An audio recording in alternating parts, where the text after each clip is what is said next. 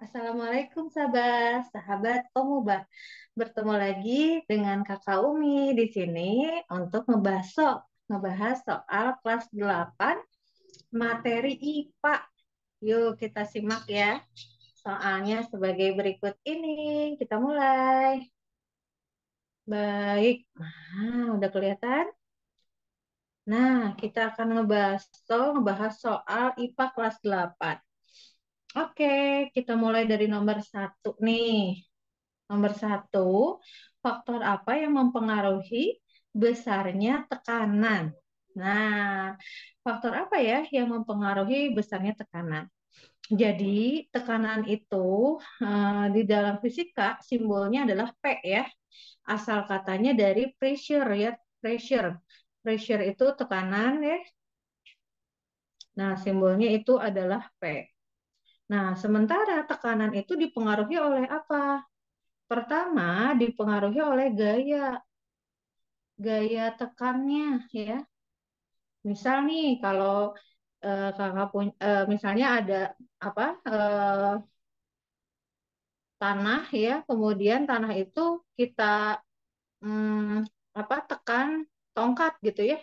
Nah, tongkat itu bisa masuk ke kedalaman tanah tergantung gaya tekan orang yang menekan tongkatnya. Jadi gaya tekan itu simbolnya adalah F, yaitu F itu dari asal kata force. Dan dipengaruhi juga oleh luas bidang tekan. Maksudnya gimana? Kalau misalnya tongkatnya ujungnya runcing seperti ini, yang menekan tanah ya, dengan tongkat yang ujungnya tumpul, tentunya tekanannya yang akan lebih besar adalah yang ujungnya runcing. Jadi, kenapa? Karena luas bidang tekannya, luas ujungnya itu sempit. Jadi, luas bidang tekannya ini juga mempengaruhi dari tekanan ya. Luas bidang tekan itu A berarti area ya. Sehingga tapi di sini gaya itu berbanding lurus dengan tekanan dan luas bidang tekan berbanding terbalik. Artinya apa? Semakin besar gaya, semakin besar tekanan. Semakin besar luas bidang tekan, semakin kecil tekanannya. Jadi nomor satu, faktor yang mempengaruhi besarnya tekanan apa saja adik-adik? Ya, ada gaya tekan dan ada luas bidang tekan ya, yaitu yang C jawabannya. Nomor satu jawabannya adalah C. Nah, perhatikan ya tadi kata kuncinya. Oke, itu tadi nomor satu.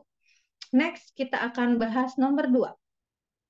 Nah, nomor dua soalnya seperti ini. Seorang penyelam menyelam dengan kedalaman 3 meter. Berarti misalnya, taruhlah ini adalah laut ya, maksudnya kedalamannya. Nah, kemudian ini air lautnya. Nah, ini penyelamnya di sini nih. Nah, gitu ya, kurang lebihnya. Menyelam dengan kedalaman 3 meter. Berarti kedalaman 3 meter itu adalah jarak ketinggian antara permukaan laut dengan penyelam itu. Simbolnya adalah H, ya. H-nya 3 meter. Massa jenis air, nah setiap zat itu massa jenisnya berbeda ya. Massa jenis air itu simbolnya adalah rho. Jadi rho itu adalah massa massa jenis airnya 1000 kilogram per meter kubik. Nah, kemudian karena di sini ada faktor yang mempengaruhi adalah gaya gravitasi ya bumi pada laut gitu ya, dipengaruhi juga oleh gaya gravitasi, yaitu gaya yang menarik benda ke bawah permukaan bumi gitu ya. G, G-nya adalah 10 Newton per kilogram. Nah, di sini tekanannya pada zat cair nomor 2. Nah, ada rumusnya P sama dengan rho, ini dibacanya rho ya adik-adik ya. Rho kali G kali H. Atau kalau Kakak Umi sih senangnya bacanya ini kayak rogoh gitu ya, merogoh gitu ya, klik metodenya. Nah, berarti bagaimana cara mencari P-nya? Kita masukkan aja semua satuannya udah aman ya, meter, udah satuan internasional.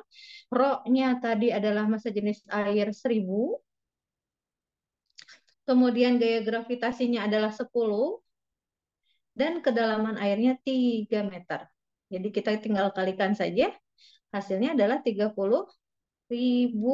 Newton per meter persegi. Jadi nomor 2 jawabannya adalah B, ya. Jawabannya adalah B. Oke. Gampang ya. Sip. Next. Kita akan masuk ke soal nomor 3.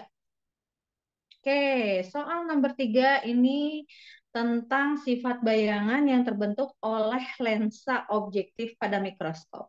Jadi, pada mikroskop ini terdapat 2 jenis lensa, ya. Yang pertama adalah lensa objektif, yang kedua adalah lensa okuler, ya. Lensa objektif berupa lensa cembung dengan jarak fokus yang lebih pendek daripada lensa okuler. Jadi dekatnya ke objek bendanya yang kecil, ya. Kemudian nanti akan diteruskan oleh lensa okuler menuju mata. Nah, disebut lensa objektif karena didekatkan dengan bendanya ya tadi, ya, atau objek yang akan diteliti. Dengan panjang fokus yang pendek, lensa objektif membentuk bayangan benda yang lebih besar, ya, dan merupakan bayangan pertama yang terbentuk pada mikroskop. Bayangan tersebut bersifat nyata dan terbalik, ya. Nah, yang kemudian akan diteruskan nanti pada lensa okuler. Nah, kemudian kalau bayangan yang dihasilkan oleh lensa okuler itu berarti kan langsung ke mata kita, ya. Langsung ke pengamat.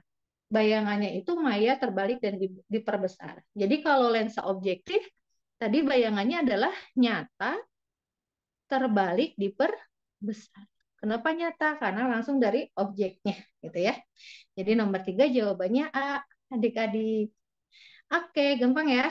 Next, kita akan masuk ke soal nomor 4. Nah, soal nomor 4 ini sebetulnya terapan dari soal nomor 1, ya, bahwa tekanan ini dipengaruhi oleh gaya dan luas bidang tekan. Tapi di sini pada gambar ini, ya, alat pengisap. Jadi kalau ditekan pada ini, ya, pada titik A1, maka airnya akan terdorong sehingga bisa mengangkat beban. Biasanya ini suka dipakai di kalau orang tua kita nyuci mobil, ya. Jadi mobilnya naik ke atas nih, didongkrak gitu, ya. Nah, ternyata tekanannya sama aja. Tekanan yang dibuat oleh mesin pertama untuk menekan air, jumlahnya sama dengan tekanan yang naik ke atas. Jadi tekanannya sama aja, gitu ya. Jadi kalau ini ibaratnya titik pertama, ini kedua, maka P1 sama dengan P2.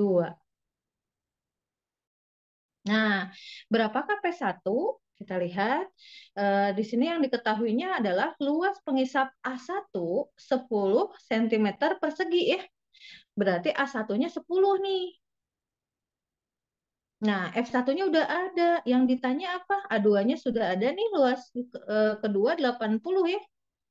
Nah, yang ditanya adalah besar beban pada saat kedua pengisap dalam kedudukan seimbang.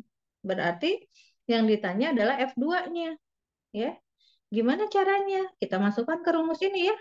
F1-nya sudah ada 100 Newton dibagi A1-nya 10 sama dengan F2 dibagi A2-nya 80. Nah, kali silang, ya. Jadi 10 kali F2 sama dengan 100 kali 80. Oke, berarti berapa? 10 kali F2 sama dengan 8.000. Jadi F2-nya sama dengan 8.000 dibagi 10 atau 800 Newton pada tekanan yang sama, ya. Oke, berarti jawabannya adalah B, ya, 800 Newton, nomor 4. Oke, next. Kita masuk ke nomor 5. Nah, nomor 5 ini tentang apa, ya? Jadi ini ibaratnya wadah, ya. Sebuah botol kosong dapat mengapung. Mengapung, ya. Mengapung itu berarti kondisinya ada di atas permukaan air, ya. Kalau kondisinya ada di tengah-tengah, ya, di tengah-tengah permukaan, ini disebutnya melayang. Nah, kalau botolnya ada di sini, ini disebutnya melayang. Kalau botolnya ada di bawah, berarti dia tenggelam. Apa yang mempengaruhi botol itu ada di atas, di tengah, dan di bawah? Yang mempengaruhinya adalah massa jenis. Massa jenis apa? Massa jenis botol dengan massa jenis air. Massa jenis air ya. Nah, maksudnya gimana? Massa jenis botol itu taruhlah Robe ya, Robe. Ro itu massa jenis air Ro A. Kalau kondisinya terapung ya, terapung artinya massa jenis botol ini lebih kecil dari massa jenis air. Jadi terapung ya. Kalau kondisinya melayang, melayang itu tadi ada di tengah-tengah ya. Berarti massa jenis botol ini sama dengan massa jenis air. Nah, kalau tenggelam berarti massa jenis botolnya besar, lebih besar ya dibanding massa jenis air. Oke, berarti jawabannya yang mana ya? Massa jenis seluruh botol berarti lebih kecil daripada massa jenis air ya, yang A. Oke, itu tadi ya nomor 5 ya. Sip, next kita akan masuk ke soal nomor 6. Oke, ini IPA biologi nih. Ya, adik-adik pernah nggak kalau lagi makan, terus kita bicara, kita tersedak ya jadi batuk. Kenapa kayak gitu? Karena di dalam saluran pencernaan ini memiliki satu jalur yang saling menghubungkan antara saluran pernafasan dan saluran pencernaan. Nah, jalurnya terletak di perbatasan antara kerongkongan dan tenggorokan, ya. Jadi kalau kerongkongan itu masuknya adalah ke saluran pencernaan, kalau tenggorokan itu masuknya ke pernafasan. Kenapa kita jadi batuk? Karena pada saat kita makan sambil bicara ada apa ya lubang di saluran klepnya gitu ya di saluran pernafasan yang terbuka sehingga makanan masuk ke tenggorokan. Bahaya ya kalau kita tidak batuk, makanan akan masuk ke saluran pernafasan. Jadi makanya kita jadi batuk ya agar makanan kembali ke saluran pencernaan gitu ya. Jadi apa yang menyebabkan tersedak? Karena ada makanan yang masuk ke tenggorokan, ke saluran pernafasan. Makanya kalau makan nggak boleh sambil ngomong ya.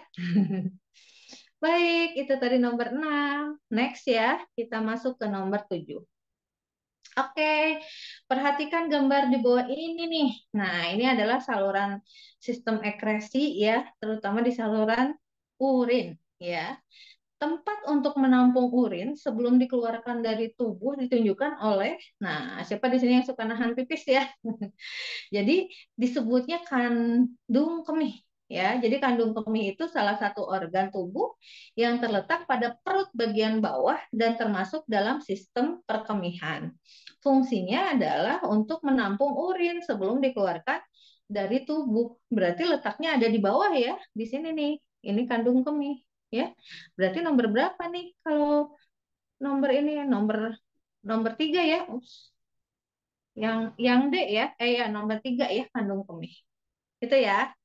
Yuk dibaca lagi tentang saluran pengeluaran ya, sistem pengeluaran. Baik, next nomor 8. Oke, ini masuk fisika lagi. Nah, perhatikan gambar berikut. Yang dimaksud satu getaran. Nah, ini bendanya adalah bandul ya. Pada kondisi setimbang, pada kondisi diam, bandul itu letaknya di titik B. Nah, kalau kita kasih gaya ditarik ke titik A ya, si bandulnya, maka dikatakan satu getaran ya, itu jika kembali lagi ke titik A. Jadi dari titik A, si bandul ini akan ke titik B ya. Dari B lalu akan ke titik C. Titik A dan C itu adalah titik tertinggi simpangannya. Kembali lagi ke titik B ya dan kembali ke titik A. Ini satu getaran. Oke, jadi kalau misalnya ada A, B, C, B, A, balik lagi A, B, C, B, A itu dua getaran, ya. Berarti jawabannya adalah A, B, C, B, A. Yang D ya, yang D, A, B, C, B, A. Oke, next nomor 9. Oke, apa ini soalnya diketahuinya apa? Masih ini tentang sumber getar. Berfrekuensi 400 Hz, berarti frekuensi itu simbolnya F ya. Merambat dalam zat cair dengan kecepatan 2000. Panjang gelombangnya itu berapa? Nah, ini adik-adik cara menghafal ini mudah ya. Intinya hubungannya sama seperti kita menghitung kecepatan.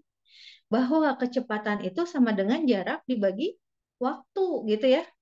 Hanya di dalam getaran V itu tetap kecepatan, tapi jarak itu disebutnya panjang gelombang atau simbolnya lambda ya.